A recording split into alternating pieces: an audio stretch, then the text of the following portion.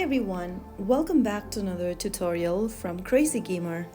Today I'm gonna be guiding you through how to turn off sound effect in eFootball. To turn off sound effects in eFootball and enjoy the game in silence is quick and easy.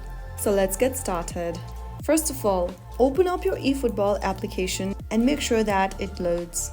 After you're in the home page of eFootball, go ahead and tap on Extras at the top right corner. Inside Extras, tap on Game Setting.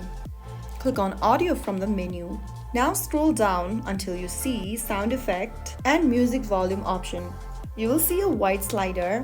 Make sure that you slide the slider all the way towards the left under Sound Effect and Music Volume.